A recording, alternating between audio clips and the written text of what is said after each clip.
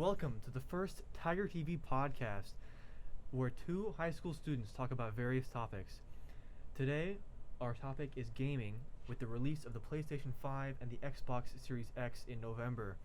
I'm Arveen Tomasabi, and I'm here with Landon Barlow. Landon, how are you today? I'm doing pretty good, Arveen. How are you doing today? I'm doing pretty good. Now, I'm a really big gamer. I really love playing games, the storytelling and everything. It really appeals to me, and it's just a good way to pass the time sometimes, or it's like an escapist kind of thing. But what about you? Do you play many games? Are you a big gamer at all?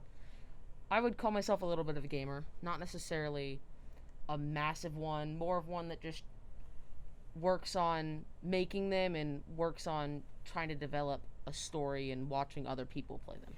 Okay, that's pretty cool. Now, today in our podcast, we're going to go a little bit over mobile games, just a little bit, just touch on some computer games, and then we're going to go on to some of our favorite games from this last generation of console, the PlayStation 4 and the Xbox One, as well as we're going to talk about the release of the PlayStation 5 and Xbox Series X. We're going to compare the two a little bit, and then we're going to talk about some release titles that both of these consoles have. So, Landon, we're going to start off with the mobile games. So, explain to me exactly what are mobile games, are there different types, maybe some examples.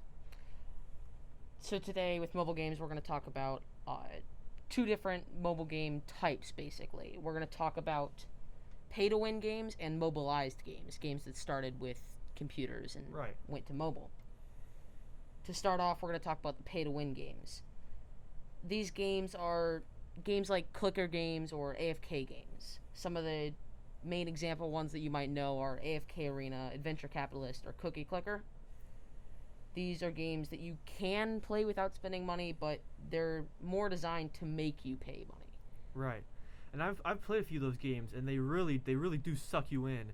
And, it makes you want to spend money because you want to be good at the game, or you want to have the best stuff. You want to have, the most, whatever the currency is, coins, gems, whatever it is. Yeah. And they really suck you in, and they do a really good job of that, those companies. However, it's not necessarily a great thing, is it? No, it's not really. It really is more of a scam to gamers. It tries to suck stuff from them and make them play a game that they might not necessarily like. They make people play with things like boundaries or making it easier to play.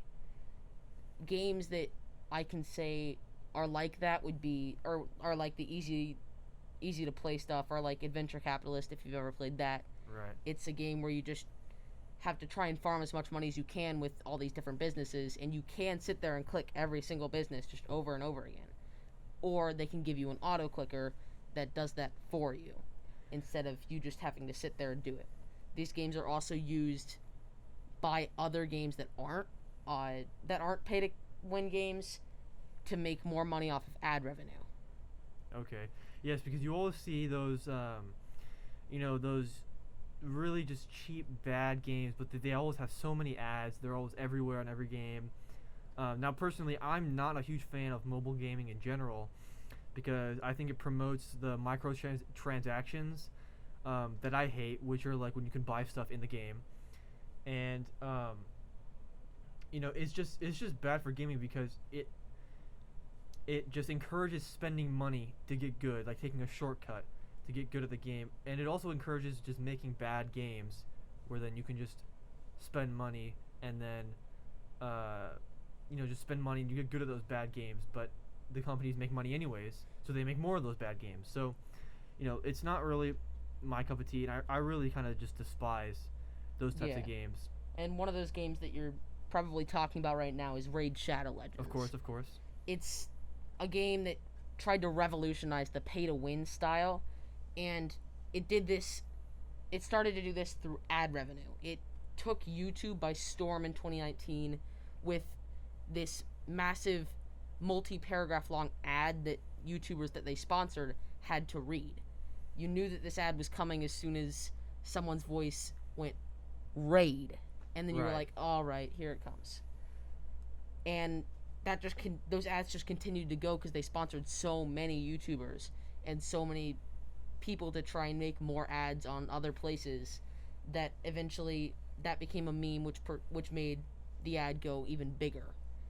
it was a really smart way to produce ad revenue, but it really just was really annoying, which got people to end up buying the game, and it just became this game that you played just so that you didn't get the ads anymore. Now, we've talked a little bit about mobile games and how we don't like them, but let's talk a little bit about another type of gaming, computer games. Now, computer games are very popular nowadays because people, they love building their own PCs, having their own equipment, and PC gaming, you can optimize it a lot better than in console games, but sometimes you don't get the same game sometimes on computer games. So let's talk a little bit about that. So tell me a little bit about computer games and what are some examples. So with computer games, you get some stuff that is great for computer, like Minecraft or Among Us, or even Fortnite, in games like Fortnite and PUBG and Overwatch and stuff like that. They're amazing games for computer because that's where they were made to be. But games like those, while they're made to be on the computer, are often mobilized or turned into console games because of the widespread use of mobile and console games. These games that I had mentioned, Minecraft, Fortnite, and Among Us, specifically were turned into mobile games, and they just had bad quality. They just were bad games that were used to make computer gamers or console gamers pay more money to the companies to get the game somewhere other than where it was free. Now, these games are great on computer and stuff, but they just don't compare in mobile, and sometimes they don't even compare in consoles because the consoles make them easier than what they were intended to be. Now, you as someone who said before you like to make some games, would you say that making a game on a computer for like an indie studio or just a single person is a little bit easier than making one for a console, just like as a hobby or something you just want to do?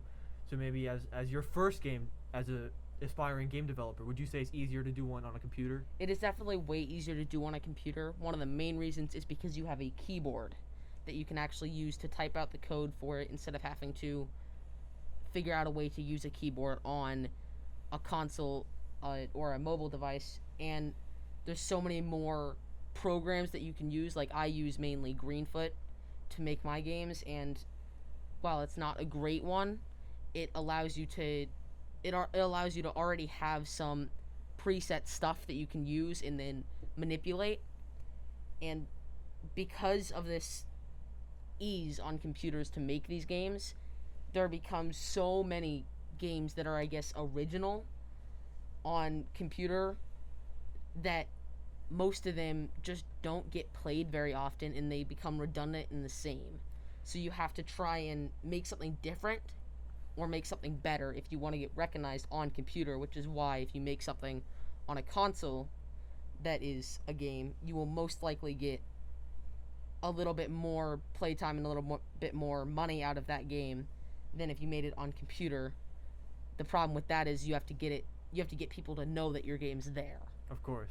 Now, I guess that's why you see, a lot of games on computer that are like free, really small games. Like, you got an example, like Cool Math games. I'm sure a lot of people played that as a kid. You get a lot of these free games that are probably made by like 1, 2, or 3 people. Yeah.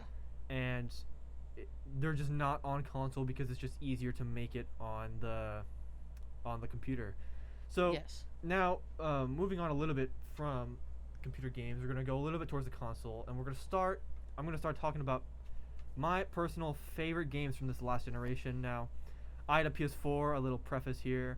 So again, when we talk about the PlayStation versus Xbox, I try to keep it as unbiased as possible. But I am a PS4 guy.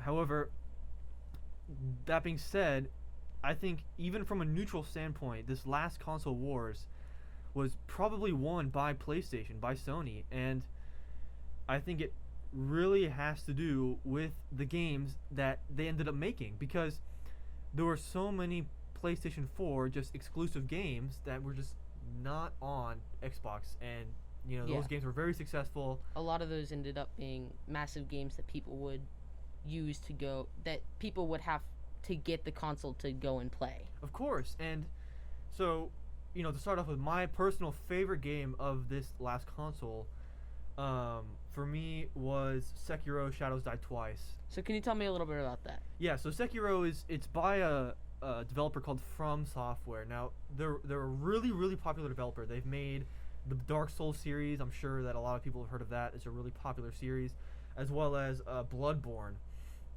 And they also made Sekiro. So the thing that these games are really known for, and the thing that they all have in common, is that they're really hard. Like they're just made to be hard. Yeah.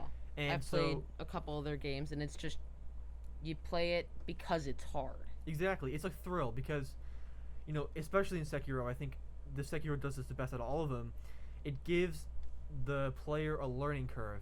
So, the relief or the feel of success that you feel after beating that first boss, after trying so many times, through learning the moves, learning how to counter each of the boss's attacks, it's pure joy when you finally get to beat that one boss. You finally beat the boss that you were stuck on for so long because you learned the techniques, and you can't just brute force your way through it, with no skill. So the game, there is a story, and I think the story is very good. The story of this game is just about a lone shinobi who has to, kind of just rescue his lord from the lands they live in and from people trying to invade and people trying to take advantage of him. So I think it's a very compelling story, and those reasons are primarily why it is my favorite game of this decade. Is it like the other Soul games where you can make your own character, or is it different? Now, surprisingly, no, because all of the other Souls games, customization is very, very apparent. But in this game, you are one character, and the only customization you have are the tools that you can use to attack enemies. That's the only type of customization, because you are this character who drives this story. Now, the second favorite game that I have from this last console generation was Persona 5. It's developed by Atlas Studios. So this game, it's a JRPG, so it's a Japanese RPG game, and it's a little bit of a niche game. So it's a really weird story, but the main part of the game is that it's to build relationships with people. In the game, you build bonds with them, and that's really the main point of the game, because it's the immersion that it gives you is just sensational. You're deep diving into the game. You feel like you are that one character, and it has a lot of praise from it, and it's called Persona 5. But you don't have to play any of the other 4 games. I didn't play any of the 4 games to play that one, because it's just a complete standalone. All the Persona games are all standalone stories. They just have a common theme of Persona, which is basically the power system of the game, where you have an inner spirit of rebellion come out and manifest itself. So it's like a different story, or the similar story with different character type thing. Pretty much, that's kind of how it works. Which is, it's very popular with a lot of people who like these JRPG games, because JRPGs are its own category of games. So yeah, and it's got people. If you like JRPGs, then you will love our JRPGs. Like, people who like it love it, and people who don't like it hate it. So it's kind of hate it love it relationship. Yeah. Now, the third game that I have on this list, my third favorite game of the decade, was God of War. That's a big one there, isn't it? Exactly. God of War by Santa Monica Studios. It was Game of the Year 2018. Massive game. It continues a story of Kratos, who is the main character of the other God of War games, the other 5 of them. And you don't necessarily have to play, even though it is a continuation of his story, you don't necessarily have to play the other 5 games to play this one. Interesting. As long as you kind of know who Kratos is, you know a little bit about his past, you don't necessarily have to. Now, would I recommend playing those games or watching a video that kind of, summarizes them? Yeah, I would, because you get more out of the game. But, it's you can kind of think of it as a standalone game, because the gameplay, the type of game it is, the genre, is all completely different. The other games were a hack and slash game where you just kind of button mash your controller. Yeah. But this game is an open world game with really deep themes of son and father bonding. Interesting. Which is why it's my number 3 on the list. Okay, let's real quick try to go into just some quick fire games. Let's go with How's 30 seconds, or do you want to go a little higher than that? Let's go 30 seconds. 30 seconds. I'm going to start you off with... So this here is going to be a segment of us just going 30 seconds to talk about a game that the other person tells. Right now, I'm going to send you on 30 seconds of Red Dead Redemption 2. Go. Okay, Red Dead Redemption 2. Some say that it lost unfairly to God of War in 2018 for Game of the Year. It's a fantastic game.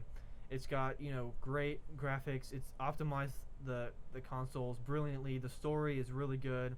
The gameplay is kind of here nor there, but the main draw of the game is the fact that in this, they make the world huge. You can basically do anything you want. If you want to do it, you can probably do it in the game. Nice. Now, for you, I'm going to give you a game called Raft. Okay, that's an interesting one. Raft is a game where you spawn on a raft, and you have to collect materials that are floating in the ocean to try and build your raft bigger, to discover islands that you can get more stuff from. It's a multiplayer game that you can play with your friends, and you're able to do different things in it, like discovering lore that still isn't finished yet. This game is a little bit old. I believe it was 2019, that it's just trying as hard as it can. Okay, that sounds pretty interesting.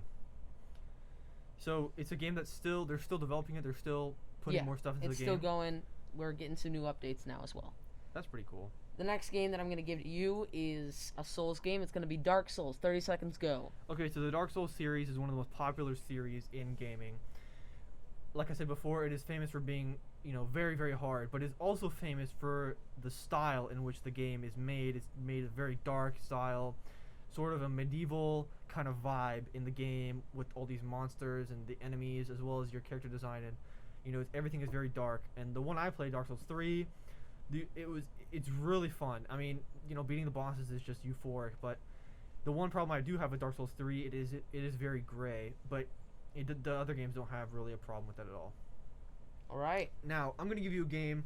It's one that people might have heard of. It's a pretty popular non-game, and it's called There Is No Game. There Is No Game. That game came out in I believe 2018 on this website called Cool Math Games. It might have come out in a different place as well, but on Cool Math Games, you were able to play this game that didn't exist. In reality, you just had to break through the title screen and try to find the game. It ended with glitches. You broke the game. And they tried to get crowdfunding to make a real, actual game. They didn't get that, but now they have made a real, actual game where you have to do the same thing, but the lore gets deeper. Okay, so now that we've finished talking about some of our favorite games of this last console generation, or kind of just decade, because it's been almost a decade since the last console came out, we're going to start talking about the next generation of console. Okay, so we would talk about Switch here at this point, but Switch is, to me, kind of irrelevant. It's got some good games on there. I'll probably play some of them. I might get one day, but it's irrelevant at this point in time right now. It's not there yet. Exactly. So we're going to skip all that, and we're going to go to the next console generation. So this next generation of console is said to be limit breaking in the fact that it just optimizes the technology that they have perfectly. So we got the PS5 and the Xbox Series X, as well as the Xbox Series S, and we will talk about the difference between the X and the S a little bit later. So first I want to talk about the design. Now, you've seen the designs. What do you think of them? I think that the PlayStation definitely has a better design here. I'm starting to not really like the old bulky, blocky, corner thing. Exactly. Especially with the size. The size of these new consoles. Especially with the size where they're trying to imitate a computer. Right. Versus the PlayStation, while there's a lot of memes about it being Dr. Doofenshmirtz or a router or something. Yeah. I actually like the more sleek and curvature design of it that allows you to not necessarily blend it in, actually the opposite, to let it stand out and let it be its own thing. Yeah, I agree that I think the PlayStation did win the design contest here a little bit, but I don't think it was by, the margin that a lot of people made it out to be when they released the design. Yeah. I do like how they changed it a little bit. Change it up, make it a little bit interesting, but the main problem I have with both these consoles is just the sheer size of both of them, because a lot of people who have a setup, who have a monitor and a desk, they've got wires everywhere. They don't have really much room to put a huge box or a router on their desk, and that's the main problem I have, because I'm one of those guys now who has a monitor on a desk, and I know that PlayStation said this, and I think Xbox did too. They want to focus on TV gamers, Yeah. which could be a reason why they made it so big. But a lot of their audience isn't a TV gamer. They're more of in the basement on a desk gaming with your friends. Especially the people online who make videos with gaming. They're always using a setup, a desk and whatever. A desk and a couple monitors. Yeah, it's not really a big TV that you're working with.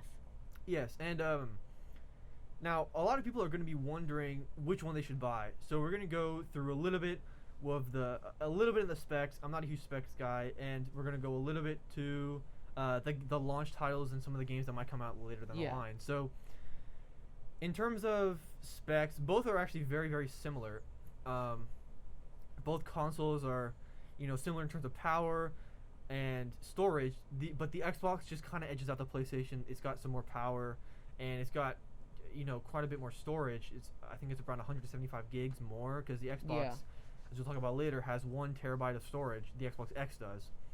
So now, the pre-orders were a little bit messy for both consoles. It wasn't great, and you have people who ordered it on, they ordered it like on the day of pre-orders that they were released, getting emails that they're not going to get their console maybe until next year, or by the end of this year, which makes it really hard for holidays like Christmas and Hanukkah, where it's a set time that it has to be now, that you have to have that present ready.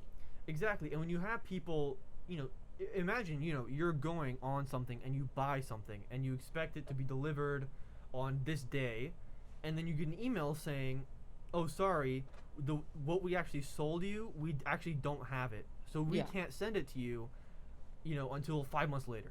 Yeah. So it's something like that, and it's just, these companies are massive, gigantic companies. Sony and Microsoft, I mean, two of the biggest companies in the world. Yeah, they're massive gaming companies, and massive companies that are just, they should be able to handle this. Right, it should be better, and, you got places who have to shut down their websites because they were running out of stock. Yeah. Because they were selling consoles that they just didn't have. And like you build up all this hype to get your console, and then you don't have the console to give. Right, and they cannot come up with the excuse that we didn't know it'd be this popular, because they knew. They tried to make it even more popular. I mean, they have the numbers of how many consoles, they sold the last generation. I don't know exactly, I don't have it written down, but it's in the 100 millions. Yeah. And when you have people making jokes that, oh yeah, they only made 10, know that there is a problem there. Mm-hmm. And Sony even tweeted out an apology. They said, let's be honest, PS5 pre-orders could have been a lot smoother. We truly apologize for that. And they apologize, but it is kind of a hollow apology, because it really just should be better. Mm-hmm.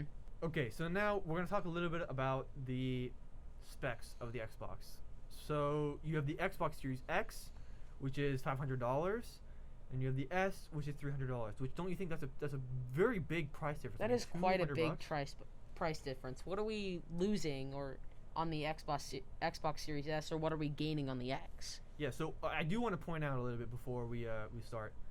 The X and S is the dumbest series of names I've ever seen. I mean, it's like, what are they, phones now? Exactly. Well, that, and people will definitely get mixed up. Like, imagine you go to like your grandma or something, and you say, "Oh, I want an Xbox Series X," and grandma, who doesn't, really understand that, they don't really know what an Xbox is, maybe, and they're probably not very technologically savvy, and they hear XS, they see one is cheaper, and they buy the cheaper one. Yeah, and that's just gonna get people messed up and confused. They could have just simply changed it up a little bit. Exactly, and I think like A and Z maybe, or something a little more different. Or you have the PlayStation, which is 1, 2, 3, 4, and 5. So I think it's a little bit of an odd choice.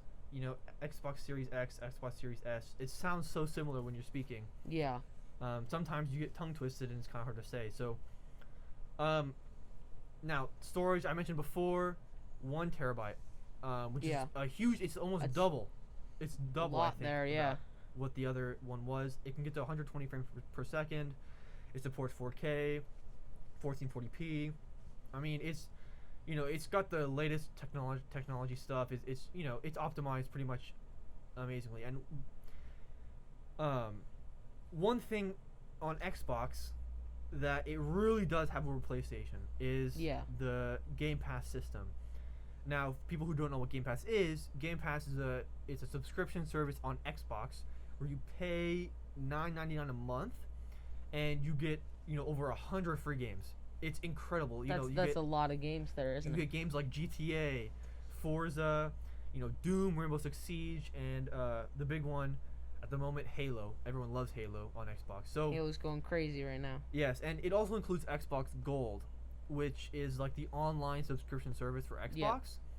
And it's such a good deal. It's just you get so many games that you're basically playing for $10 a month.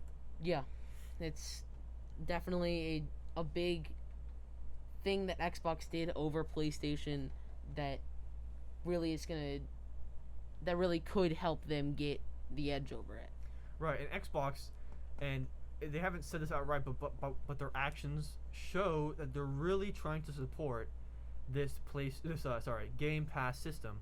Yeah. And to make it even better, if you pay $15 a month and you get Game Pass Ultimate, you also get 6 months of Spotify Premium, 1 month of Disney Plus, and 3 months of Discord Nitro. So it's a really good deal. And That's a great deal, actually. yeah. One of my friends has it, and he's got Spotify Plus, Spotify Premium, Disney Plus, all that stuff, and he's really enjoying it. Yeah.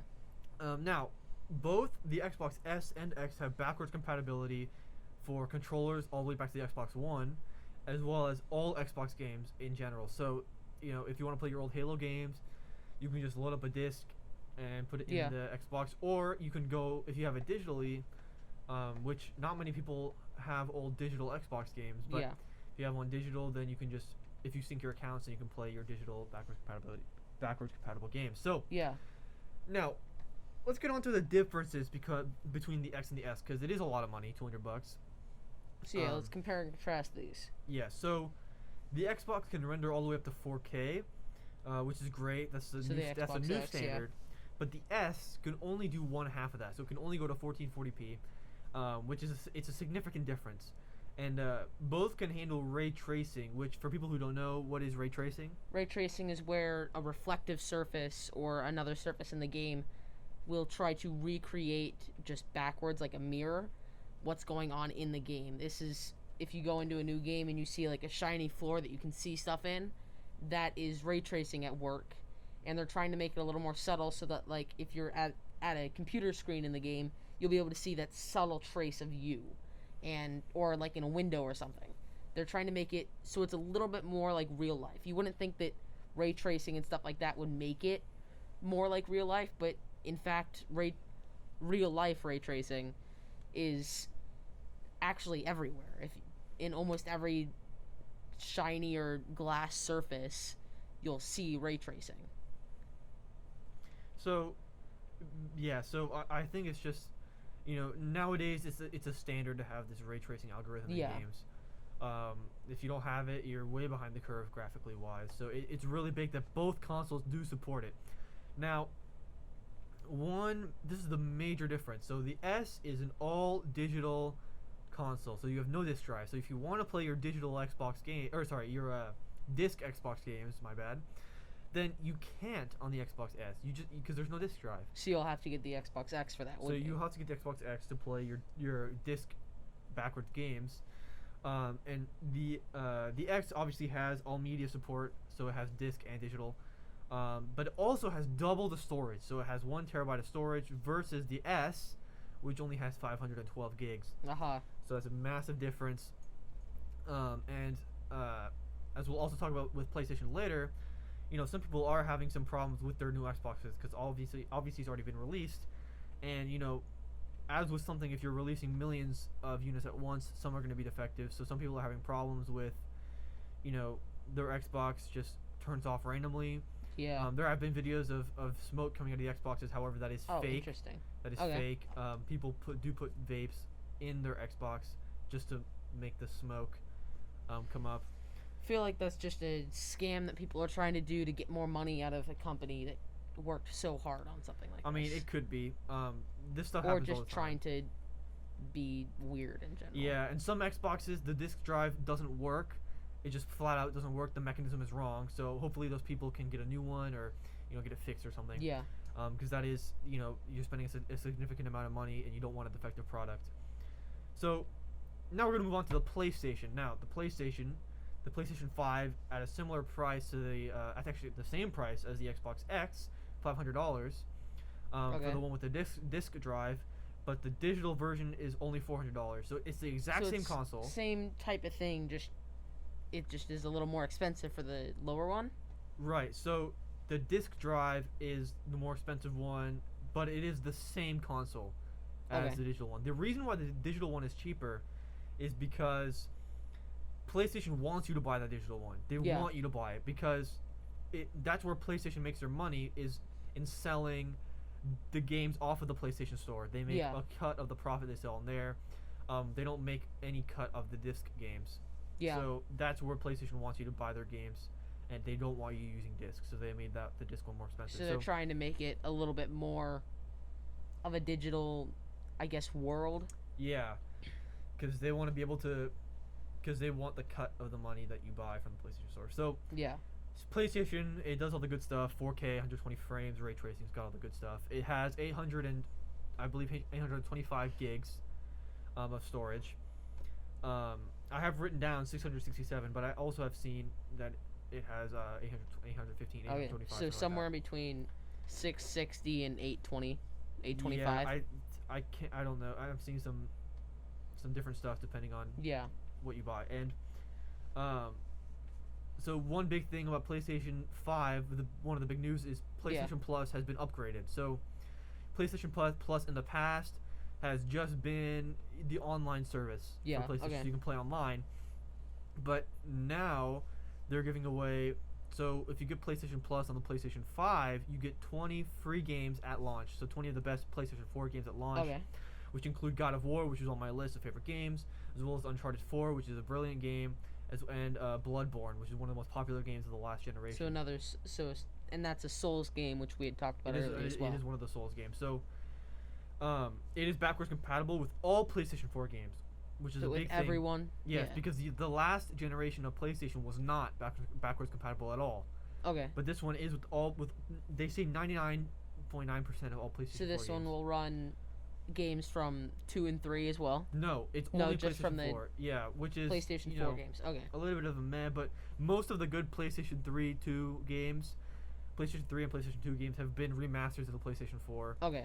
So I assume that a lot of the best ones will be able to be played on the PlayStation. The PlayStation 5, yeah. And unlike Xbox, it is not backwards compatible with the controllers. Why is that? So they've made a new controller. That's why. So they've added some features to the controller. They call the new one DualSense, which is an upgrade from DualShock. Okay. And so one thing it's got is haptic feedback, which is vibration to simulate the environment. They had that in the last controller. So is it just a little better than the old controllers? I assume, with that? I assume it's a little bit better. The simulation is a little bit more accurate. Okay. But the big thing is adaptive triggers. So it gives you different amounts of tension on the trigger based on what you're doing in the game. So for example, if you're pulling back a really tight bowstring, or you're trying to push the brakes on a car, then when you press the button on the controller, it'll give you feedback back. It'll give you tension back. So it'll feel with your fingers you're pulling back the bowstring. And it's got all the good stuff: built-in mic, headphone jack, battery, gyroscope, speaker. And on their website, they name it as a gaming icon in your hands. So I don't really know about that, but it is a very nice controller, and I am happy they upgraded it a little bit. Now, the biggest thing in this new console generation will be the games, because it'll be interesting to see how well the companies can optimize their new technology with these new games. So with Xbox, you've got on release, you've got Halo. So the big Xbox games that are coming out on release are Dirt 5 by Codemasters, Yakuza Like a Dragon by Ryuga Gotoku Studios, as well as Assassin's Creed Valhalla by Ubisoft. Okay. Now, none of those are Xbox exclusive. Interesting that they didn't have Yes, and Those so there. Dirt 5's got mixed reviews. Yakuza's got high reviews, and Valhalla has also got decently high reviews as well. And it is a very weak um, kind of group of Launch games group of games, for yeah. both consoles actually, which is a little bit of a shame, I think, because when you buy a new console, you want to play You want to play the games that are for that console, yeah. exactly. So now, two big games that are coming out a little bit later. You got Halo Infinite by 343 Industries, which has been delayed. It was supposed to be a launch title, which would have been a huge Wow, launch that would have title. been massive for him, yeah. Yes, because I've already said before, Halo is a huge franchise for Xbox, but it's been delayed, and I watched the trailer for it, and I was not that impressed personally, with some of the graphics and stuff. Maybe the story is amazing, and Yeah. The graphics doesn't matter as much, but you never really know with these games. So let's just hope with the delay that they use that time to work on some of that. Right, and it's going to be the first game since Halo 3 ODST to be an open world game. So an open world Halo, I don't exactly know how that works, because Halo is historically a game with very linear Yeah. level design. A level design that you have to go through with caves that stop you from going certain places and force you in one direction. Right, and you've also got the Medium by Bloober Team, which is it's a horror game. It'll be released in December.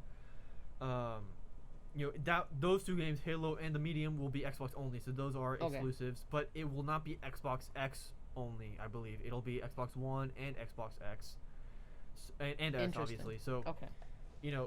Xbox Series X, the console itself, actually won't have any exclusives, most likely for a few years, because Okay. Xbox wants to focus on Game Pass.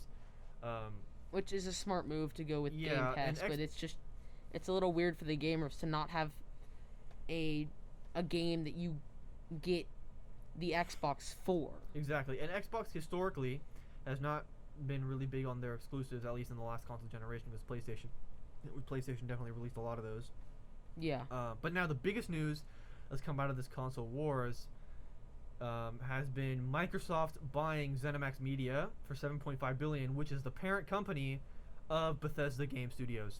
Yeah. Now, Bethesda Game Studios, one of the biggest studios in the world for games. They made some of the most popular games, period. They made Elder Scrolls, Fallout, and their new game that's going to come out later is Starfield. And Microsoft buying these guys could mean that their future games could be Xbox only. So, Xbox has said, or Microsoft has said, they're not planning on making them Xbox exclusive, but in sort of a threatening way, they're like, well, we can if we wanted to. We could still make the money if we just made them Xbox only, but we're not going to do that because we're nice guys. So that's basically the vibe that they've given out, what they've said in the interviews. Speaking of that vibe of nice guys, I remember seeing a tweet on PlayStation's release day that Xbox had sent out saying, hey, happy release date. So I think Xbox is trying to, I guess, stop the war in a more peaceful way. Maybe it's because they just think that they could get a lot more out of what PlayStation has with their games and some of their other things. And then I guess they're just trying to stop all the hate in between other gamers. Yeah, I mean, gamers or people who prefer Xbox or PlayStation have always been butting heads, and I think it'll continue to be like that. I don't think that we'll ever stop with different consoles unless it ends up just turning into one console, which because of the greater influence of technology, the greater influence in technology is making all the consoles start to seem more the same. Yeah, the biggest differences between the two consoles are the games and the UI designs and the controllers. Yeah, so it's gonna start. I think that the design of the consoles is gonna start turning into just one of the same thing, just because that's how technology's working right now. They're gonna have to start focusing more on their controllers and what they can give than what the console actually has. Right, and so now moving on to PlayStation a little bit. So PlayStation and Sony have put an emphasis on these PlayStation exclusive games on the next generation console because they want to maximize the technology of the new console. So they're going to be turning out PlayStation exclusive games. Yeah. And based on the latter half of games from the last generation, PlayStation is going to have some pretty good games out there. Hopefully. Because they've got, Santa Monica Studios is Sony owned. They've got, Guerrilla Games is Sony owned, who made Horizon Zero Dawn, which is a very popular game. And Sony has also bought Crunchyroll, and it could be something like how they do with Game Pass, where you package it in with PlayStation Plus, which personally I hope they do, because I would use Crunchyroll Premium. So, again, with the emphasis of optimizing the PS5, all the games I have listed here as games that are going to be on the PlayStation 5 are exclusive only to the PlayStation 5. Yeah. So on release, the two biggest games on release for PlayStation were Spider-Man Miles Morales, which is a big one. I've seen a lot on that, and it was quite a game that it just seemed like a fun thing to do. Right. It's by Insomniac, and the previous Spider-Man game was hugely popular. People thought it was massive. One of the best games. Everyone loves Spider-Man. People watch Spider-Man since they were a kid. They like Spider-Man a lot. Yeah. And especially with the new Spider-Man movie, Into the Spider-Verse. Into the Spider-Verse is going to be a big one that they can bring in. Which I personally love. Miles Morales is the main character of Into the Spider-Verse, and he's also the main character of this game. Yeah. So people who love that movie, will probably go and play this game. Yeah. And I've seen some of the gameplay of this game. It looks awesome. It's amazing, yeah. The graphics are amazing. It really brings in the ray tracing with the graphics as well. Yeah, and it just looks fun. It's got, not to give out all the game because you got to go get it yourself and play it. It's a semi-open world where it's got all of New York that you can be in and do stuff in, and all these little side missions that really bring out NPCs that bring out NPCs and bring them into the story, even if they're not main characters and not like the main people that you're gonna need. Like in the previous Spider-Man game, you only really knew about Spider-Man, his aunt, and the villain, and then MJ as well. Right. This game is gonna bring out more of those NPCs, which the NPCs in all of New York, while still focusing on Harlem, which is where Miles lives. It brings out this semi-open world, which is insane that it's able to do that with all the graphics and ray tracing that it has, as well as the fact that it's on PlayStation, so it gets to use that new controller. And with the tension stuff, it's gonna bring a lot of different things with the web throwing and stuff like that. Yeah, and I'm really excited to see how it does. I don't know if I'll play it, because the gameplay is not necessarily my type of gameplay, but it does look very fun. And it's something that anyone could have a good time with if you just want to get on and play some games. So definitely. Now the next one, the one that I'm a little bit more interested in, is the Demon Souls remake by SIE Japan. I don't know why I said it like that. Japan. SIE Japan Studios. I'm pretty sure SIE just stands for Sony Interactive something. I don't know. Yeah. But, so Demon Souls. It is a remake of the Demon Souls game, which came out a long time ago. It came out. It was the game that the people of Dark Souls made before they made Dark Souls. They made this game. So it was a pre-Souls game, you can say. Yeah, well, it was made by the same guys who made Dark Souls, and it was the game that pretty much made them want to create these hard games. So it is a hard game. It is, again, a Souls game. It has Souls in the name. Again, PlayStation exclusive. So I'm really excited to play it.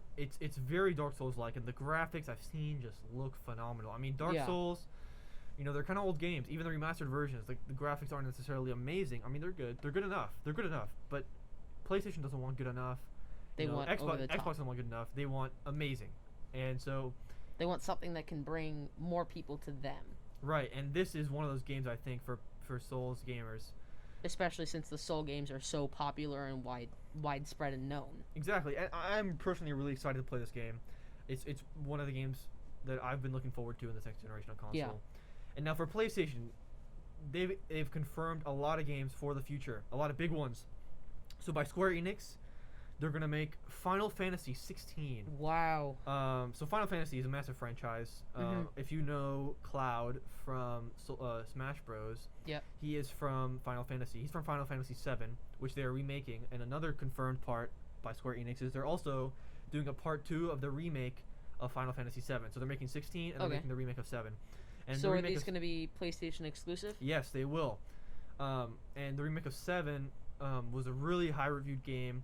The part 1 at least. Yeah. Really high reviews. I can't wait to play it because I haven't been able to play it yet, but I'm really excited. And Santa Monica Studios, I'm so excited for this. are making God of War 5. They Wow. confirmed it a few weeks, or like a month ago. I'm super excited. They're thinking of titling it God of War 2 Ragnarok. That's what it's rumored to be. It's not really, Okay. no one really knows, but it's confirmed for 2021, which I'm really excited about because people were kind of, although the ending of the game implies a sequel, people didn't know is there going to be a sequel, is there not going to Yeah. be a sequel. So it's good to have that confirmed. And then is this going to be two questions? Is this going to be late 2021, early 2021, and then is this one PlayStation 5 exclusive? Now it is PlayStation 5 exclusive. I can answer that right now. So, but with it's really weird because they don't have a late or early 2021. Okay. But games, you never know because you would think that they would announce it and then it would come out a long time later. But some games, Yeah. they announce the games and then 3 months later they make the game and it's done. Yeah. And it's golden, and then they release it a few months later. So, you never know with these games. Now, one that I'm also really excited about that it is one of my favorite games on the next generation console. I just didn't talk about it was Horizon Zero Dawn, and now they're making a sequel, which I didn't know if we get a sequel personally. Like, Yeah. it was one of the best games. It was finalist for Game of the Year 2017. Lost to Zelda Breath of the Wild, which is one of the best games ever. It's a hard one to beat. Yeah, and Horizon Zero Dawn, it was an amazing game, and I wasn't sure if we were gonna get a sequel because there wasn't much buzz about it. Yeah. There was a DLC, but which is like an expansion pack Yeah. basically. But I'm super excited that they announced that there is going to be a sequel called Horizon Zero Dawn Forbidden West by Guerrilla Okay. Games, and it is confirmed for second half of 2021. So Okay. if you were wondering So- that as well. We Um, can. There's something to look forward to for in the future in late 2021. Exactly, and I'm sure PlayStation, they have like this plan in place. They want to Yeah. release PlayStation exclusive games every year. They want to. I assume they want to churn them out. Yeah. And- Keep it going so that people continue to come back for it. And to this point, they've been really good at it. They've hired some really good talent. Mhm. And I'm really excited to see what these games have to offer for PlayStation. And both for me, the console comes out to the games, but it depends on what you're looking for. If you're really into the Game Pass, if you're really into being able to play all these games, you want to play them all for $10 a month, or even if you want the extra stuff, then you want to get the Xbox. But if you want to Yeah. play, if you're interested in a lot of these PlayStation exclusive games, then you can only play them on the PlayStation. So Yeah. So if it's basically, are you looking for specific games for a console that is there and ready, or are you looking for something that you can have and then supply yourself until more games come out? right, and I have a feeling a lot of people, when they pick a console, they stick to it. Yeah. They pick Xbox, they pick Xbox, and so I'm sure that both consoles will have pretty much even sales, Yeah. and we won't know who wins this console wars probably until the next one comes out, Yeah. which is probably going to be in like 10 years. So, Speaking of which, when did the PlayStation 4 and Xbox One come out, and how long has it been since we got that generation? man, I don't know. I believe it's been like 8 years. Yeah, 9 it was. years. I think it was back when I was in elementary as well. So it's Yeah. been a while. It's been a long time, and this was a really good generation of console and it really expanded the sphere of gamers Yeah. in this world. So it's really exciting nowadays. Really exciting times getting a new console and everything Yeah. like that. So that's all we have time for today. Unfortunately, it was great to have our first podcast out. Yep. Really good first episode, I think. I think we did good today, and we had a lot of topics. And just to go over them real quick, we got the mobile games, and we talked a little bit about what those are and what happened with those. And then we talked a little bit about our favorite games and how those go. We then started to go on to what happens, or we first, before that, started to go on to what happens in the computer community and how that goes. And then We talked a little we bit got about to the PlayStation and Xbox, and some other launch games. So, gaming is really expanding, and I'm really excited for the future. So, again, that's all we have for today, and we'll see you guys next time.